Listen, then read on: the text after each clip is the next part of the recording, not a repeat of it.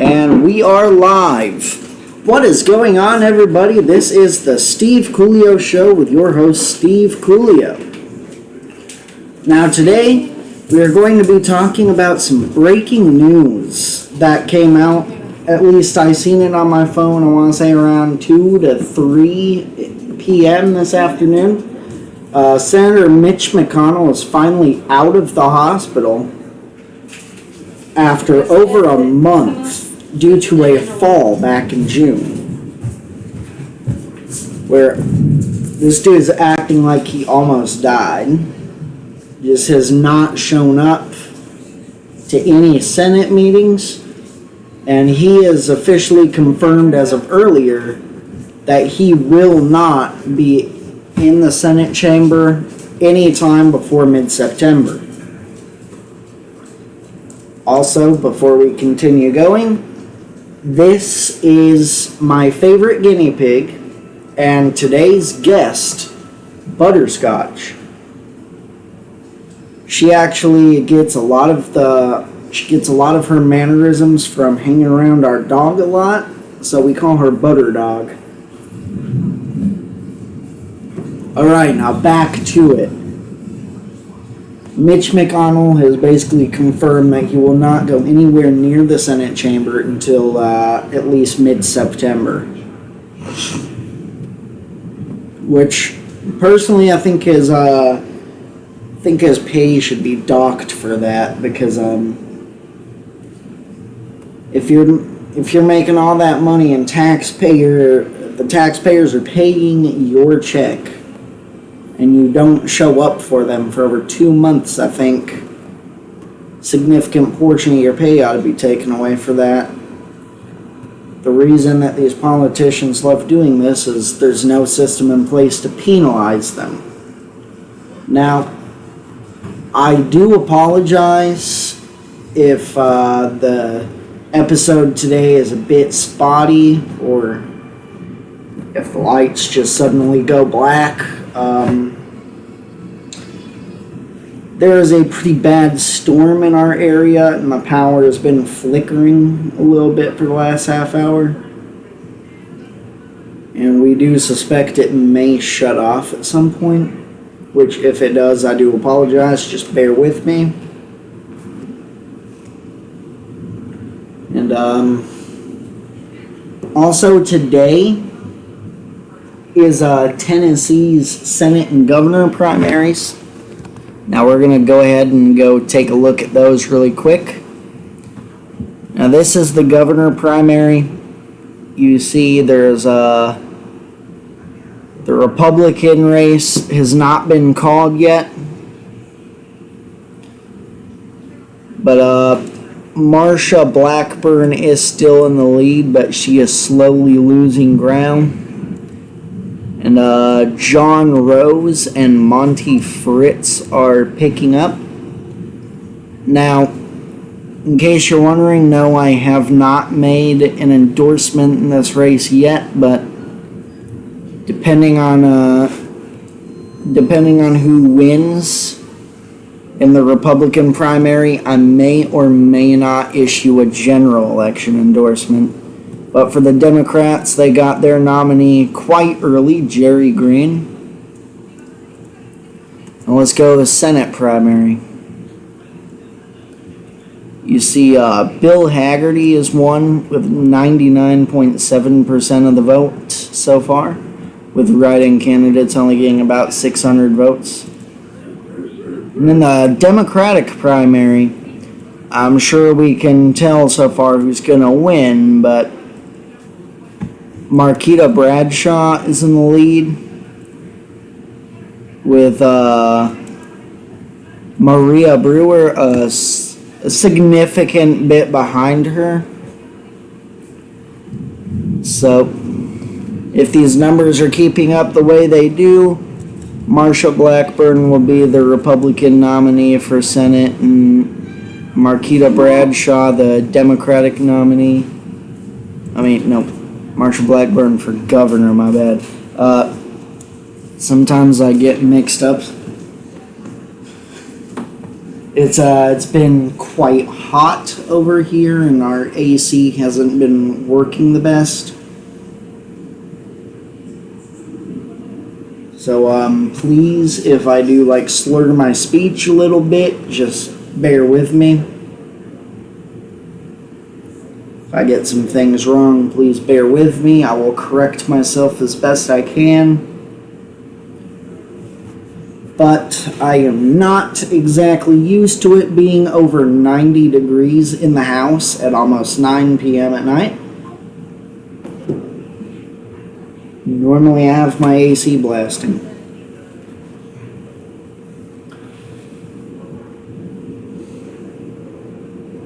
But,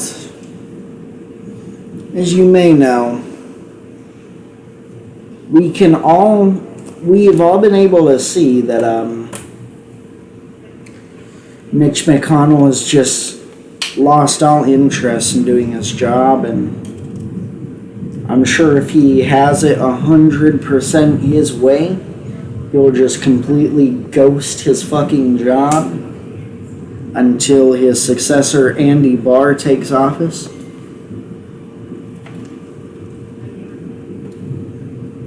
As a matter of fact, his absence in Capitol Hill has gotten so far to a point where the governor of Kentucky, Andy Beshear, has personally reached out to Mitch McConnell and has basically said, hey, you either got to go back to work or you got to resign. You've been out for almost a month and a half now. This is fucking ridiculous.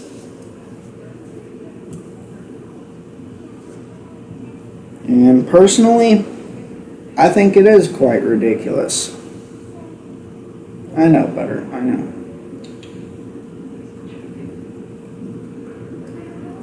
She keeps sniffing my mouth because she thinks I have food. I just recently ate, so that she probably smells my dinner. But I know many of you have seen my endorsements of James Fishback, Rick Jackson, Joe Lombardo, and Vivek Ramaswamy. And I'm sure you've all seen my endorsement of John Ossoff, and some of you may be a little upset about it. But I do have another endorsement for you.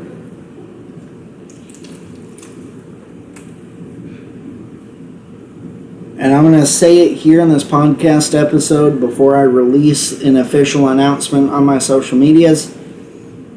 That in the Texas governor's race, I am endorsing Greg Abbott for his historic re-election to a 4th consecutive term.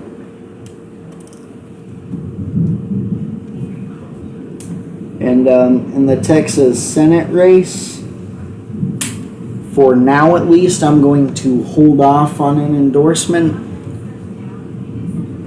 Now, initially, if the primary had gone the way that everyone was thinking it would go at first, I would have already endorsed John Cornyn.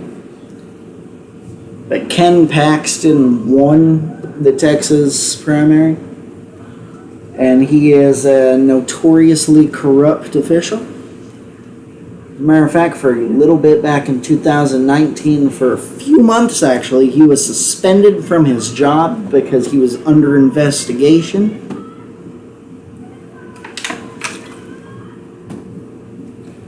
Although at least, unlike Mike Collins and Byron Donalds, he was held to some form of accountability by being suspended without pay. Butter, I know you're thirsty. Drink up. Girl, drink up. I have a fucking hard time getting her to drink sometimes. Sometimes she literally drinks the entire giant water bowl, and other times it'll remain full. She's just very selective. It's okay, it's okay, it's okay. It's because she's not used to being out in the living room. We have a special area set up for her in the bedroom. But I'm very sorry about that. Back to business.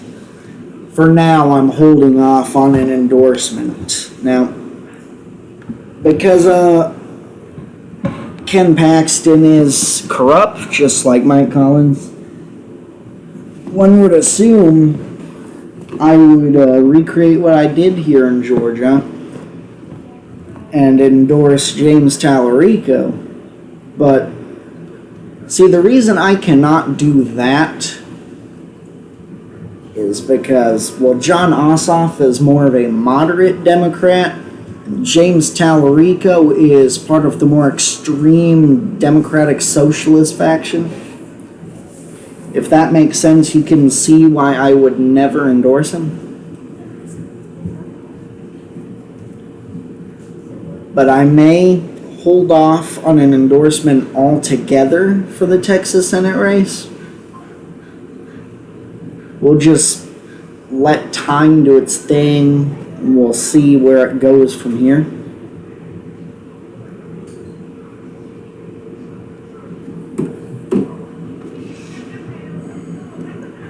Also, in California, I'm not sure if many of you have seen in the primary, I didn't fully endorse him, but I was showing a lot of public support for Chad Bianco in his race for governor. But he lost the primary to Steve Hilton. And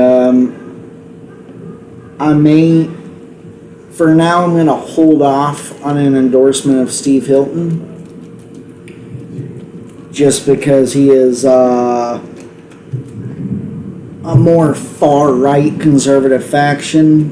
And, well, I discussed the importance of voting America First over MAGA Warrior in my previous episode. And, well, Steve Hilton is a self-described MAGA warrior.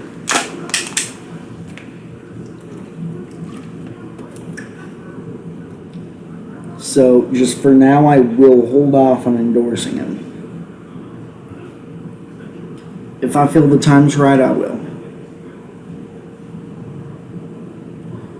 But,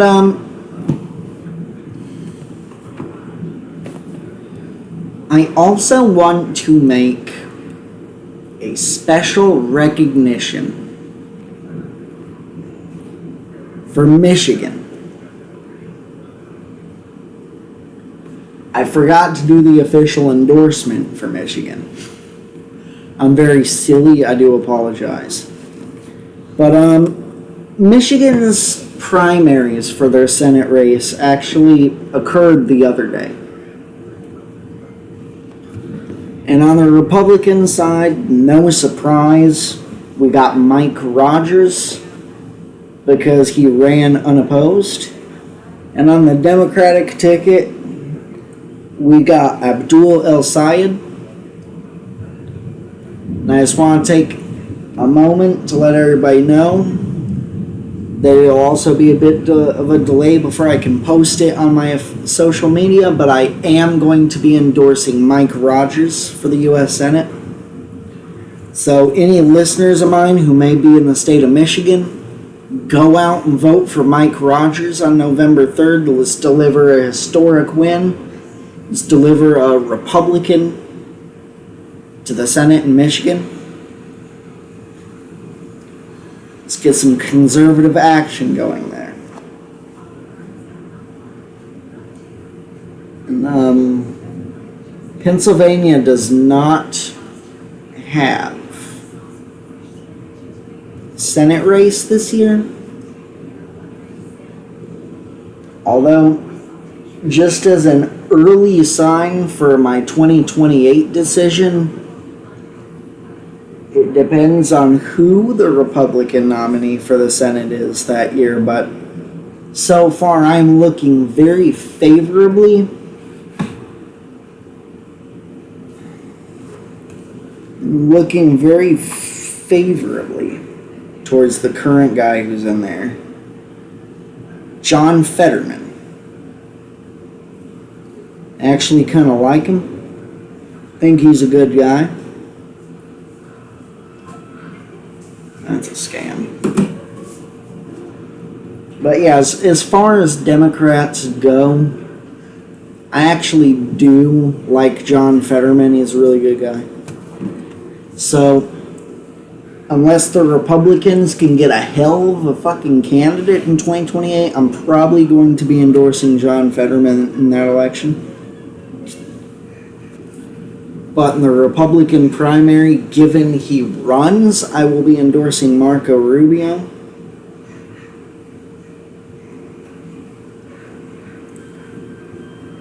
Unless James Fishback decides to step in, or Ron DeSantis.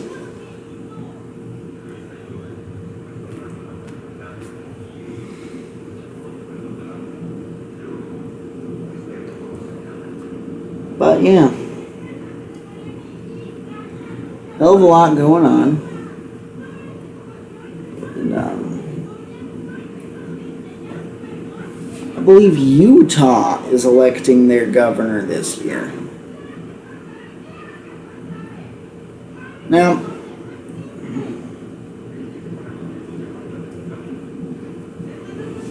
I'm most likely going to endorse Mike Cox in the Utah governor election, just based on how he handled the assassination of Charlie Kirk. How quickly the guy was found, apprehended, and shockingly that trial is still going on. He's been dead for almost a year. If that would have happened down here in Georgia, that guy would have been convicted already.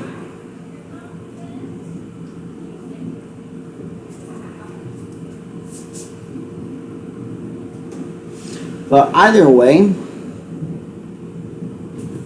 there is some candidates like Jon Ossoff with a cross-platform two-party appeal.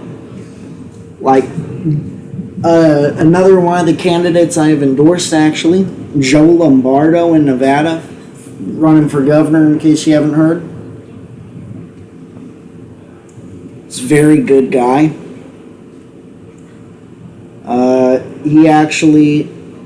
There's been an established coalition called Democrats for Lombardo, which it is members of the Nevada Democratic Party who will be supporting Republican nominee Joe Lombardo. He has become quite popular after his last 4 years have been such a success. He has significantly cleaned up the streets of Reno, Sparks, Carson City, Las Vegas, Henderson. Look all over Nevada. The crime rate is down, down, down. Quality of life is up, up, up. Nevadans are hyped about this guy, as am I. Being native from Reno, Nevada. There's 10 minutes left on that timer, hon. Being a native from Reno, Nevada, I'm very excited. I love what Joe Lombardo has done for my state. And I hope the people of Nevada will make the great decision to elect him for 4 more years. Now, I could talk for days about Joe Lombardo. I have a lot of nice things to say about him. I have a lot of nice things to say about Rick Jackson, about James Fishback, and about Jon Ossoff. But I do not want to bore you all with all the details. But another thing I do want to talk about is in Maine,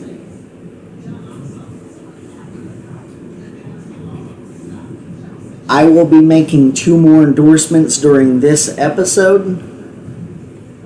In the state of Maine, I will be endorsing Susan Collins in her re-election bid. She is a moderate Republican who was for a good minute faced up against far-left Democratic Socialist Graham Plattner. Democrats went over the fucking fence to defend him, despite the fact that he cheats on his wife, has made disgusting comments towards women, was caught on an app notable for hosting pedophiles, and on top of that, had a Nazi tattoo associated with a Totenkampf on his chest.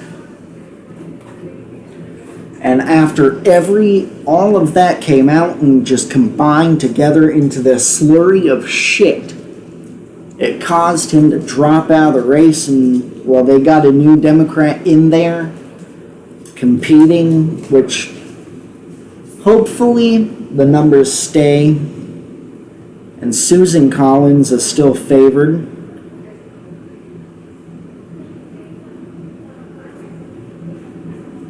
Sorry, I'll make 3 more endorsements.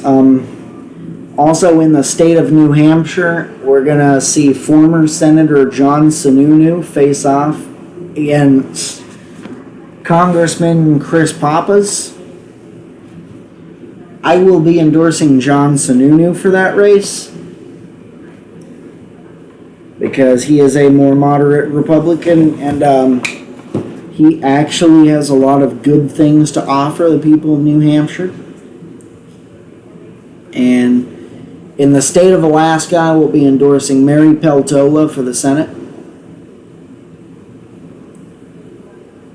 I really like the 2 years she spent in the House of Representatives as Alaska's at-large delegate. She had brought home a lot of success with her there.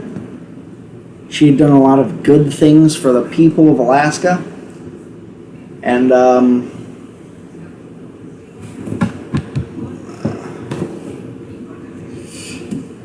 I just really think Alaska would be better off if she was senator.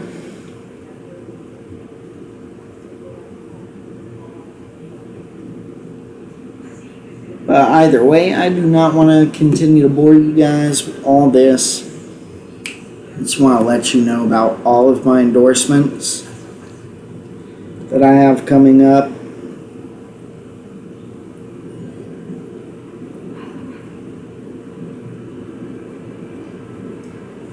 But either way, I want to remind you all, and I want to first thank you all for tuning back into the Steve Coolio Show.